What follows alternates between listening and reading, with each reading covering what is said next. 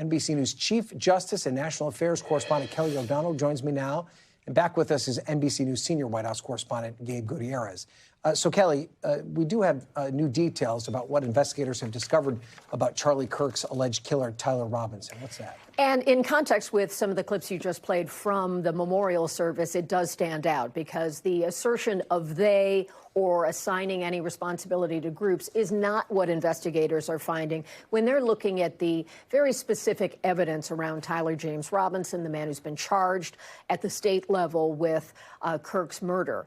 And what they're finding is that all of the evidence is pointing back to him, the investigation ongoing, but they're not finding that he had any relationship to any groups that motivated his actions. His family had told investigators that he had become more interested in left-leaning political views in recent years. That's different than being associated with a group and then you act on that. So at this point, they're still saying that their evidence is leading them at this point to the conclusion that he has acted alone. Yeah, okay. So, Gabe, let's go to you now. President Trump said that he hates his opponents during his remarks at Charlie Kirk's funeral. Is the administration standing by those comments, especially amid the calls to turn down the temperature in the wake of Kirk's killing? Oh, Ryan, they are certainly standing by those comments. The press secretary earlier today saying that the president was being, quote, authentically himself. She thought that this was why millions of Americans love and support him. That's according to Caroline Levitt. Now, I asked Caroline Levitt earlier today about this very issue and about some comments the president has made previously, including during his inaugural address about political persecution in this country. Listen to what she said. I want to point to something that the president said during his inaugural address. Never again will the immense power of the state be weaponized to persecute political opponents. We will not allow that to happen. Is the president going back on his promise?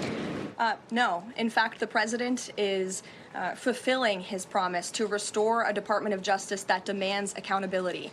And it is not weaponizing the Department of Justice to demand accountability for those who weaponized the Department of Justice. And nobody knows what that looks like more than President Trump. We are not going to tolerate gaslighting from anyone in the media or from anyone on the other side who is trying to say that it's the president who is weaponizing the DOJ. It was Joe Biden and his attorney general who weaponized the DOJ. So the White House certainly going on offense there, Ryan, and trying to make the case that in their view, this is not about weaponization or persecution. This is about accountability, again, in their view, Ryan. Okay, Gabe, thank you for that. Kelly, I want to turn back to you then.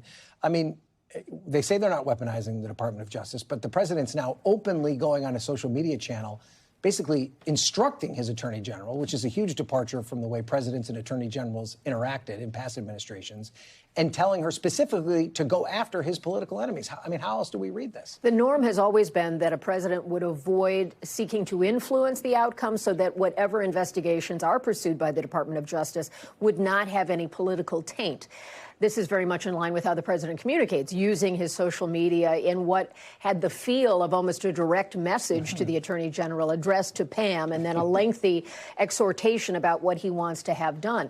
But we've also seen specific examples. In the Eastern District of Virginia, the U.S. attorney resigned abruptly Friday. The president says he was fired, and that appears to be linked to a declination to indict Letitia James, the Democratic Attorney General of New York, over allegations related to mortgage paperwork. So that seems to be an indication of not charging someone and being out of a job. Is the line that simple? That remains to be seen. Well, and then we can take it a step further because the person replacing him, what does that appointment tell us about the way the Department of Justice could potentially prosecute the New York Attorney General? Well, the president reached into his stable of personal lawyers who have been taking up places in the government.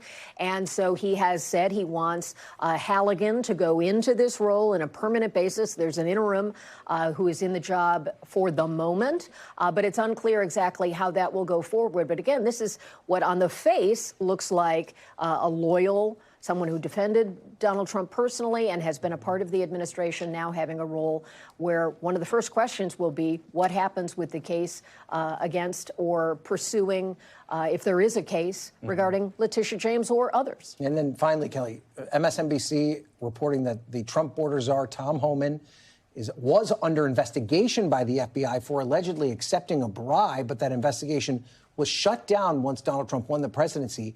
What do we know about these allegations against Homan, and what is the Justice Department saying about why it was closed? He is a very visible figure, so people have heard him talking about deportations and immigration. This happened prior to the Trump administration coming into play. He was anticipating being a part of a future Trump administration. There is a sting with a recording that shows him or depicts him or in some fashion records him taking a $50,000 payment. Today, with a couple of days since this became news, the White House says, no, he didn't take the payment, and they fiercely defend him. According to both the FBI and the Department of Justice, they reviewed the material when they came into office and decided there was no evidence to pursue anything further. They're also calling it politically motivated. Okay. Kelly, on top of a lot of things for us as always today. Thank you for that. We thank you for watching, and remember, stay updated on breaking news and top stories on the NBC News app or watch live on our YouTube channel.